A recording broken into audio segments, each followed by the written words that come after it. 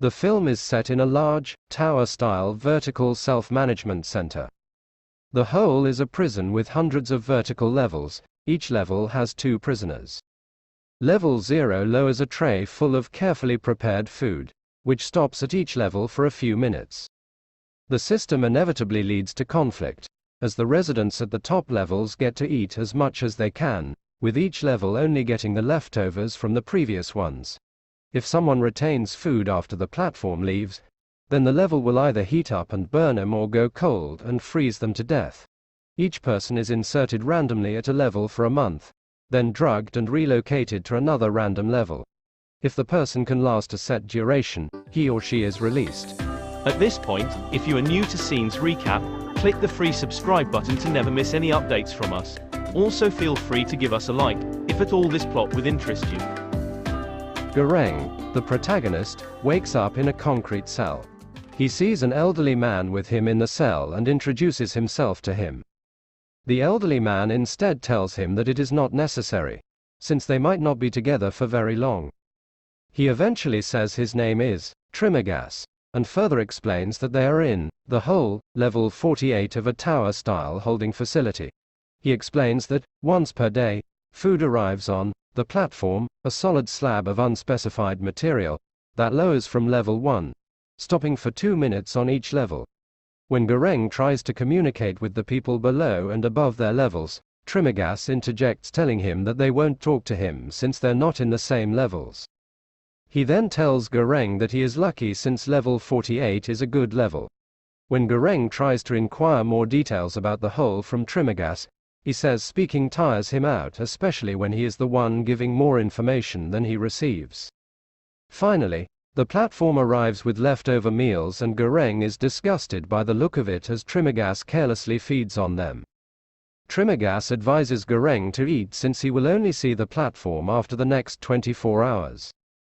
Goreng decides to take an apple fruit and save it for later.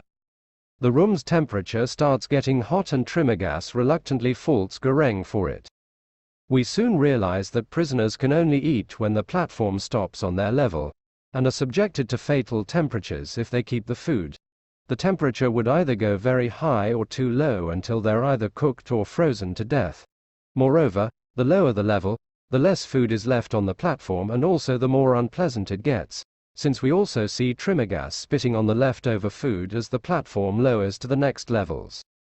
In Goreng's flashback, we realize that he came to the facility voluntarily and was warned that he could never walk out until the agreed period is over. His reason for being there was that he wanted to quit smoking and read Don Quixote's book, this after he was told that he could carry an item. There seem to be at least 2 ways to get to the hole. One is by choice, the other is because you have committed a crime. Survivors are given a diploma if they survive their tenure. Going by the floating platform and the tech behind it, we can assume this is set in a far future where the diploma earns you a good living. The hole is a shortcut to get to that diploma, however, it appears no one really leaves the hole alive. Goreng says that his tenure is 6 months to get an accredited diploma, leaving Trimmergas surprised since he has been there for almost a year now and has not gotten any diploma. Shortly, the lights turns red and we get to see how fast the platform travels back. With that speed no one would hop on it and survive. The next day the platform arrives again and Goreng still insists that he does not want to eat. Goreng then asks Trimmergas his reason for being in the hole. He explains that he accidentally committed a crime by tossing his TV out of his window in a fit of rage, killing a man. He does not seem remorseful either, as he says the man was an illegal immigrant and was not even supposed to be there. He says that when he was asked to choose between a physiatrist hospital and the hole, he chose the latter. Trimmergas then shows a sharp knife when Goreng asks for the item he chose while coming in. He then reveals that prisoners are randomly reassigned to a new level each month, and probably with the same cellmate until their time is over. He then adds that when assigned to level 132, he and his former cellmate cannibalized someone who had fallen down. From him we learn that his former cellmate had completed his tenure and was released with an accredited diploma. Trimmergas theorizes that his former cellmate is probably living a good life out there with his accredited diploma. One day, a woman named Maharu rides down the platform.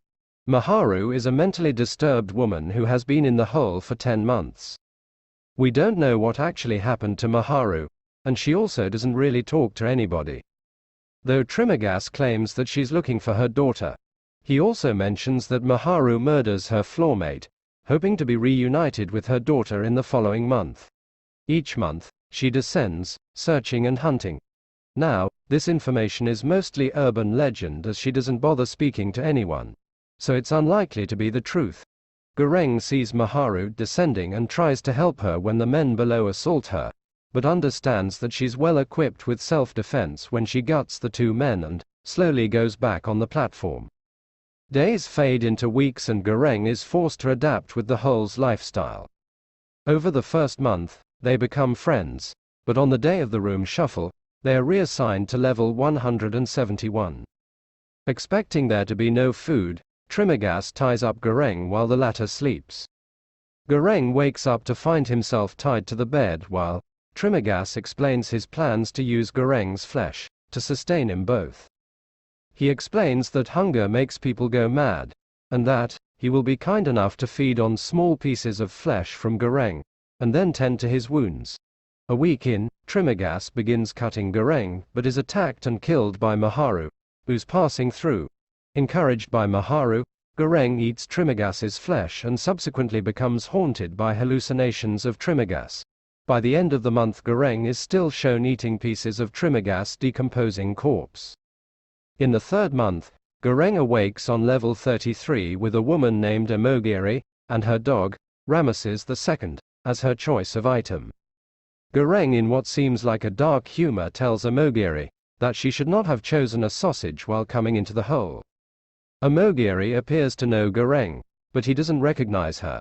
It is revealed that Emogiri was the administration official who had interviewed Goreng before sending him to the hole, but claims to be unaware of the nature of the hole and volunteered after she was diagnosed with terminal cancer.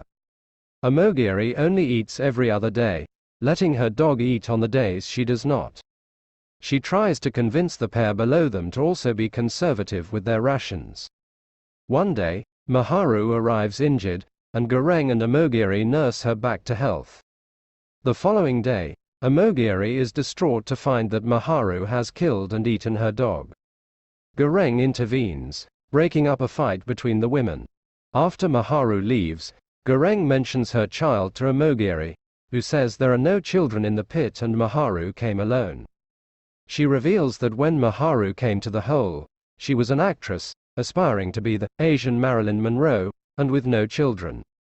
Her choice of item to bring with her was a ukulele. It appears that the initial months were very harsh on her, and she lost her mind. She's vengeful and has become a self-appointed disruptor of the system. Anyone who gets in her way, she kills. She also reveals that there are 200 levels in total. The following month, Goreng awakes on level 202 to find that Emogiri has hanged herself. Goreng eats her flesh to survive, plagued with hallucinations of his former cellmates. In the 5th month, Goreng is assigned to level 6. His new cellmate, Baharat, who's a man of faith. Baharat tries to climb his way to the top, placing way too much faith in humanity and gets literally shit on. This makes him lose his rope and almost fall to his death. After that, Goreng convinces Baharat that they should just force the rationing by going down on the platform and using power and fear to break the system. They decide that they will go down 50 floors and start handing out food only from the 51st floor. Estimating that there are 250 levels, Goreng convinces Baharat to ride the platform down with him and ration the food. Going down the first 50 levels, they don't let anyone get food, arguing that they will get food the next day. They attack and seemingly kill a couple of protesters. Fellow prisoner Brambung recognizes Baharat and berates him for being too aggressive. In the previous months, Baharat has shared a floor with the man in the wheelchair. He refers to him as a wise man. There is an uncanny calm to this person. He points out that the two of them are wasting much of the food by standing on it. Despite the circumstances, he advises that dialogue must come first, and only if that fails, must they strike. The wise man, as Baharat calls him, explains that the administration has no conscience, but there is a slim chance that the people working on level 0 do. He suggests that a message is sent up with a symbol, a delicious, perfectly presented dish that is untouched. If the people working got a meal like that sent back from the hole, they would understand the message, that there has been a spontaneous sense of solidarity. He suggests the luxurious panna cotta should be the message. As they descend further, they hand out portions to the prisoners, attacking those who refuse to cooperate. Gureng and Bharat see a lot of success in forcefully rationing the food. They use dialogue and violence to do this in a clumsy, quixotic manner. In one of the lower levels, they see Maharu being attacked and stabbed to death. This scene is significant to explain the ending of the platform. The two floormates turn out far too strong for Gureng and Bharat. While they kill the blade-wielding floor residents, they barely make it back alive onto the platform. They then descend to lower levels which just has dead people. Gureng and Bharat continue to descend, eventually reaching level 333, where Gureng notices a child, who he believes to be Maharu's daughter, hiding under the bed. He gets off the platform with Bharat, only to have it continue downward, leaving him behind and in distress. Gureng tries to convince Bharat to feed the girl the panna cotta, saying the girl should be the message instead. Bharat repeats the panna cotta is the message over and over, but eventually changes his mind and gives the girl the dessert, now repeating the girl is the message. Gureng dreams of Bharat telling him, the girl is the message. He awakens to find that Bharat has bled to death. The child and an injured Gureng slowly get on the platform when it arrives at their level.